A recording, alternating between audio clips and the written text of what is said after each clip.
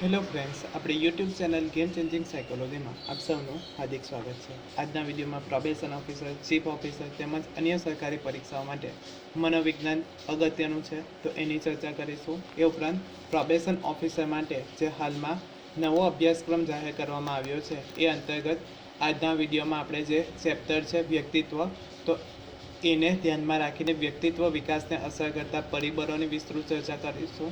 આ video number 4 છે, એટલે તમે અગાઉના વિડીયો ન જોયા હોય તો જોઈ લેવા વિનંતી। તે ઉપરાંત જે વિદ્યાર્થીઓનું મનોવિજ્ઞાન છે એવા વિદ્યાર્થીઓ માટે જીસેટ અને યુજીસી નેટ માટે પણ આ વિડીયો અગત્યનો સાબિત થશે। તો વ્યક્તિત્વ વિકાસને અસર કરતા પરિબળો કે એવા કયા પરિબળો જે છે તો વ્યક્તિત્વનો જ્યારે વિકાસ થતો હોય એને અસર કરે છે। મનોવિજ્ઞાનના વિકાસના પ્રારંભના વર્ષોમાં એક આત્યંતિક અભિપ્રાય પ્રવર્તતો હતો કે વ્યક્તિત્વના નિર્ણાયક પરિબળોમાં જૈવીય વારસો જ મુખ્ય બાબત છે, એટલે કે જે વારસો માતા પિતા દ્વારા મળે છે એ જ મુખ્ય બાબત છે। અર્થાત વ્યક્તિનું વ્યક્તિત્વ એ તેને મળેલા અમુક પ્રકારના વારસાનું જ પરિણામ છે। એટલે કે પહેલાંના સમયમાં એવું માનવામાં આવતું હતું કે જે માતા પિતા દ્વારા જે વારસો મળ્યો છે એને ધ્યાનમાં રાખીને વ્યક્તિનું વ્યક્તિત્વ છે એ અસર કરે છે।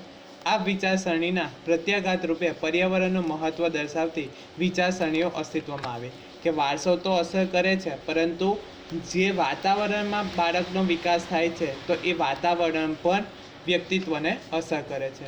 જેમ જેમ મનોવિજ્ઞાનનો વિકાસ થતો ગયો તેમ તેમ સંશોધનો દ્વારા આ બંને વિચારધારાઓને વૈજ્ઞાનિક રીતે ચકાસવામાં આવી। આ અભ્યાસોએ જણાવ્યું કે વ્યક્તિત્વમાં બધા જ પાસાઓની સમજૂતી માત્ર વારસાગત પરિબળો કે માત્ર પર્યાવરણના પરિબળો આપી શકતા નથી। વ્યક્તિત્વનું પ્રત્યેક પાસું બંને પરિબળો વચ્ચેની આંતરક્રિયાનું પરિણામ છે, એટલે કે વારસો અને વાતાવરણ બંને એકબીજાને અસર કરે છે, અથવા તો વ્યક્તિના વિકાસમાં વારસો અને વાતાવરણ બંને અસર કરે છે।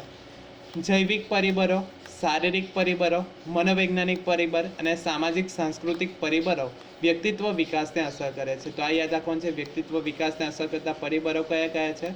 તો જૈવિક પરિબળ, શારીરિક પરિબળ, મનોવૈજ્ઞાનિક પરિબળ અને સામાજિક સાંસ્કૃતિક પરિબળ। તો ફર્સ્ટ જોઈએ જૈવીય પરિબળ। તો જૈવીય પરિબળ એ વ્યક્તિત્વના ચોક્કસ બંધારણને ઘડનારું મહત્વનું અને પાયાનું પરિબળ છે, એટલે કે જે વારસો માતા પિતા દ્વારા મળ્યો છે તો એ જૈવીય પરિબળ એ વ્યક્તિત્વના ચોક્કસ બંધારણને ઘડનારું મહત્વનું અને પાયાનું પરિબળ છે। તે દરેક વ્યક્તિને પોતાના માતા પિતા દ્વારા પ્રત્યક્ષ રીતે પ્રાપ્ત થાય છે, એટલે કે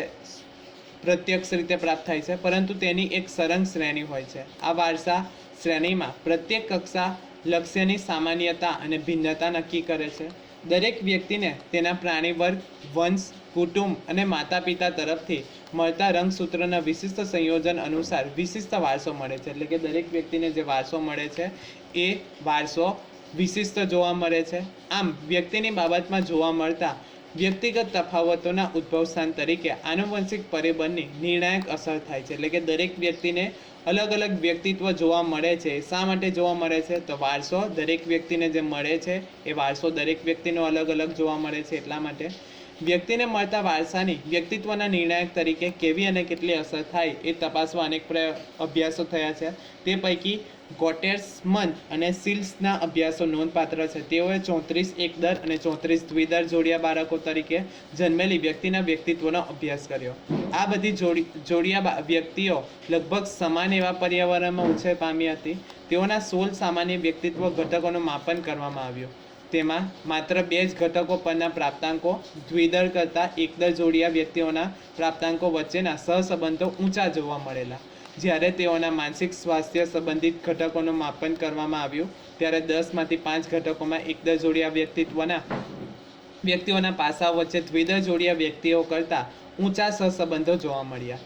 આ બંને પરિણામો પરથી કહી શકાય કે સામાન્ય વ્યક્તિત્વ ઘટકોની સરખામણીમાં માનસિક રોગો પ્રત્યેની અભિમુખતામાં જૈવીય વારસો જે છે એ નિર્ણાયક ભાગ ભજવે છે। તો વ્યક્તિત્વ વિકાસને અસર કરતું એક પરિબળ છે જૈવીય વારસો, જે માતા પિતા દ્વારા મળે છે, તો એક અસર કરે છે। ત્યારબાદ છે શારીરિક પરિબળો। તો વ્યક્તિના શારીરિક સમતુલા ગ્રંથિતંત્ર, ચેતાતંત્ર અને શરીરનું બંધારણ બાહ્ય જગત સાથેના વ્યક્તિત્વના સંપર્કનું નિયમન કરે છે. એટલે કે જે વ્યક્તિની રાસાયણિક સમતુલા જે છે, અલગ અલગ હોર્મોન્સનો સ્ત્રાવ થાય છે, એ ગ્રંથિઓ, અલગ અલગ ગ્રંથિઓ છે, એ ચેતાતંત્ર અને શરીરનું બંધારણ બાહ્ય જગત સાથે વ્યક્તિના સંપર્કનું નિયમન કરે છે. આમાંનું કોઈ પણ શારીરિક પરિબળ બરાબર કામ ન કરે તો જગત સાથેનો વ્યક્તિનો સંપર્ક અને અનુભવો પ્રાપ્ત કરવાની તકો મર્યાદિત થઈ જાય. ફોર એક્ઝામ્પલ, આપણી 5 ઇન્દ્રિય છે, આંખ, કાન, નાક, જીભ અને ત્વચા. તો આંખ અથવા તો કાન દ્વારા આપણે, ફોર એક્ઝામ્પલ, કોઈ વ્યક્તિની આંખ નથી અથવા તો આંખમાં ખામી જોવા મળે છે, તો એ વ્યક્તિએ જ્યારે કોઈ બીજી વ્યક્તિ સાથે માહિતી મેળવવી હોય યા બીજી વ્યક્તિનો સંપર્ક કરવો હોય ત્યારે એ તક ખૂબ જ મર્યાદિત બની જાય છે. એ જ રીતે કોઈ વ્યક્તિ સાંભળી નથી શકતી તો એને વાતાવરણમાં ઘણા બધા પ્રોબ્લેમ થાય છે, અથવા તો આજુબાજુની જે ઘટના બને છે તો એ દરમિયાન ઘણી બધી સમસ્યા થાય છે. તો એ કહેવા માંગે છે કે કોઈ પણ શારીરિક પરિબળ બરાબર કામ ન કરે તો જગત સાથેનો વ્યક્તિત્વનો સંપર્ક અને અનુભવો પ્રાપ્ત કરવાની તકો જે છે એ મર્યાદિત બની જાય છે. પરિણામે વ્યક્તિત્વ વિકાસનું વર્તુળ મર્યાદિત બની જાય છે. શરીરમાં પાણી, સારો, વિટામિન વગેરેના અપૂરતા પ્રમાણના કારણે કાર્યક્ષમતાની પર્યાપ્તતા ઉત્પન્ન થાય છે. અંતઃસ્રાવનું સંતુલન તૂટવાથી વ્યક્તિત્વ વિકાસ કુંઠિત બની જાય છે અને અમુક સંજોગોમાં વિકૃત વ્યક્તિત્વ તરફ દોરી જાય છે. ચેતાતંત્રની ખામીના કારણે ધ્યાન, સ્મૃતિ, પ્રત્યક્ષીકરણ, શીખવાની ક્રિયા, વિચાર, કૌશલ્ય વગેરે જેવા ઉચ્ચ મનોવ્યાપાર પર વિપરીત અસર થાય છે. એટલે કે ચેતાતંત્ર, જે મગજમાં કંઈક ખામી સર્જાય અથવા તો ચેતાતંત્રમાં ખામી સર્જાય તો વ્યક્તિ પ્રોપર ધ્યાન નથી આપી શકતી, ADHDનો ભોગ બને છે, તો એ પણ જોવા મળે છે. ત્યારબાદ સ્મૃતિ એટલે કે યાદ કરવામાં તકલીફ થાય છે. પ્રત્યક્ષીકરણ, જે વસ્તુ છે એ મૂળ સ્વરૂપમાં જોવામાં પણ પ્રોબ્લેમ થાય છે. શીખવાની ક્રિયા, વિચાર, કૌશલ્ય વગેરે જેવા ઉચ્ચ મનોવ્યાપાર પર એની વિપરીત અસર થાય છે. શરીર બંધારણ અને વ્યક્તિત્વ લક્ષણો વચ્ચે સ્પષ્ટ સાહચર્ય જોવા મળતું નથી. છતાં સેલ્ડન અને ક્રેસ્મરે આ ક્ષેત્રમાં અભ્યાસ કરી અગત્યના તારણો રજૂ કર્યા છે. માનસિક અને શારીરિક પાસાઓ વચ્ચે સતત આંતરક્રિયા થતી જ હોય છે. તેને પરિણામે વ્યક્તિનું વર્તન ચોક્કસ આકાર ધારણ કરે છે. ત્યારબાદ છે મનોવૈજ્ઞાનિક પરિબળ. ત્રીજું પરિબળ કયું છે? મનોવૈજ્ઞાનિક પરિબળ. તો વ્યક્તિત્વ વિકાસમાં બુદ્ધિ, કલ્પના શક્તિ, પ્રત્યક્ષીકરણ, તર્ક શક્તિ, સ્મૃતિ, નિર્ણય શક્તિ વગેરેનો મહત્વનો ફાળો રહેલો છે. કે વ્યક્તિત્વ વિકાસને અસર કરતું એક પરિબળ છે મનોવૈજ્ઞાનિક પરિબળ. તો એ અંતર્ગત વ્યક્તિત્વ વિકાસમાં બુદ્ધિ પણ અસર કરે છે. સામાન્યથી ઓછી બુદ્ધિ હોય તો પણ પ્રોબ્લેમ થઈ શકે છે. કલ્પના શક્તિ, પ્રત્યક્ષીકરણ, તર્ક કરવાની શક્તિ, સ્મૃતિ, નિર્ણય શક્તિ વગેરે મહત્વનો ફાળો રહેલો છે. આનુવંશિકતા દ્વારા પ્રાપ્ત થતા આ બધા ગુણ લક્ષણો વ્યક્તિત્વ વિકાસમાં મહત્વની ભૂમિકા ભજવે છે. તેજસ્વી બાળકો સમાજની વિવિધ પરિસ્થિતિઓમાં સહેલાઈથી સમાયોજન સાધી શકે છે. એટલે કે જેનો બુદ્ધિઆંક વધારે છે એવા બાળકો સમાજની વિવિધ પરિસ્થિતિઓમાં સહેલાઈથી એડજસ્ટમેન્ટ કરી શકે છે અને વિકટ પરિસ્થિતિમાં પણ પોતાનો માર્ગ શોધી શકે છે. એટલે કે કોઈ સમસ્યા આવી પડે તો એ સમસ્યામાંથી માર્ગ પણ શોધી શકે છે. તેથી તેઓ આત્મવિશ્વાસ ધરાવતા હોય છે. આનાથી ઉલટું નબળી માનસિક શક્તિઓ ધરાવતા બાળકો સમાજમાં કુસમાયોજન સાધે છે. એટલે કે પ્રોપર સમાયોજન સાધી શકતા નથી. એટલે કે બુદ્ધિઆંક ઓછો હોય તો એવી વ્યક્તિઓ કુસમાયોજિત હોય છે. એટલે કે જે પરિસ્થિતિ આવે છે તો એ પરિસ્થિતિ સાથે એડજસ્ટમેન્ટ કરી શકતા નથી. અને વ્યક્તિત્વ વિકાસને અસર કરતું અંતિમ પરિબળ છે સામાજિક સાંસ્કૃતિક પરિબળ.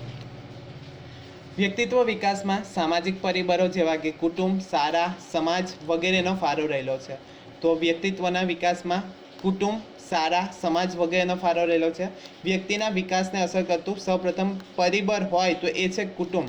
બિકોઝ બાળકના જન્મથી લઈને જે બાળક જે છે તો એ કુટુંબમાં રહે છે. એટલે કુટુંબની સૌથી વધારે અસર થાય છે.